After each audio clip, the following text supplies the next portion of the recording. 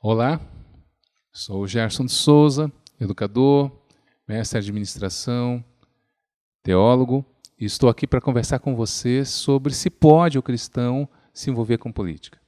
Como eu disse no outro vídeo, a questão não é se o cristão pode se envolver com política, mas como o cristão pode se envolver com política. Porque você percebe que, pela Bíblia, houve várias pessoas que foram estadistas, que foram políticos, que foram influenciadores das políticas da época. Como, por exemplo, José foi um político no meio do povo egípcio, Daniel no meio de Babilônia, dos Medo-Persas, Esdras e Neemias, que lideraram a construção dos muros de Jerusalém. Para isso, tiveram que ter uma influência sobre o imperador da época, mas eu quero falar especificamente sobre Esther, porque a atitude de Esther naquela época tem tudo a ver com a nossa atitude hoje com relação à política. Hoje muitas pessoas não querem se envolver com política por conta da corrupção, por conta da politicagem de alguns políticos e governantes, mas veja que mesmo com isso, você e eu como cristão não podemos nos omitir.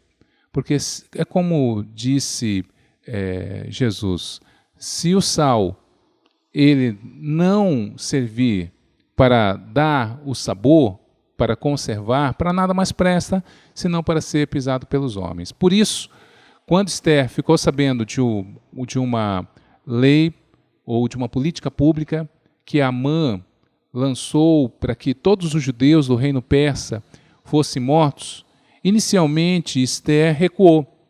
Ela não queria se envolver, por medo, principalmente por conta que poderia morrer se fosse procurar o imperador para conversar sobre isso. E aí então, o seu tio, que estava envolvido diretamente com essa questão de mudar o rumo dessa política maléfica, ele mandou uma mensagem para Esther que tem tudo a ver para você. Essa mensagem tem a ver com você e a ver comigo também. A primeira coisa que ele disse para Esther foi: Esther, ouça o que eu tenho para te dizer. E no versículo 13, ele disse assim, mandou ele de volta esta mensagem: Não imagines que por estar no palácio, tu somente escaparás dentre todos os judeus. Por vezes estamos na nossa casa, temos alimento, temos água, temos esgoto, temos diversão, temos renda.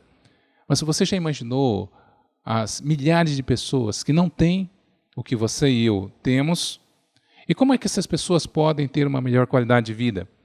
Através da política.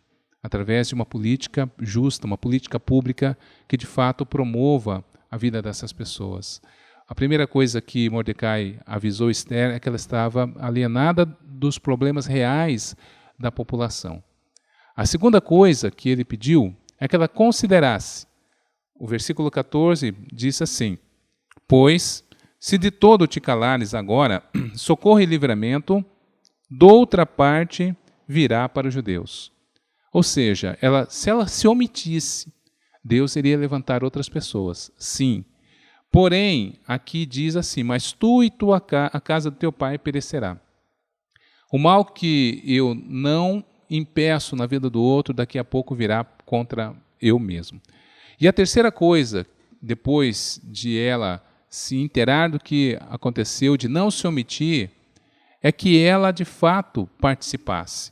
Aqui diz assim, e quem sabe, se não foi para esse tempo, como um tempo como este, que chegasse ao reino, ou seja, ela foi colocada ali para, de fato, influenciar.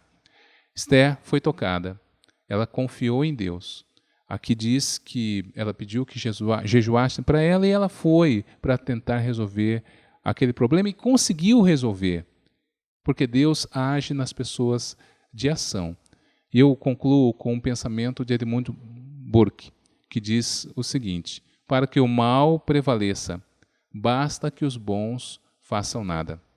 Que você, de fato, faça a sua melhor escolha, o melhor candidato, para que esse candidato possa ser um deputado ou um governador que governe e que coloque políticas públicas que beneficiem toda a população. Boa escolha.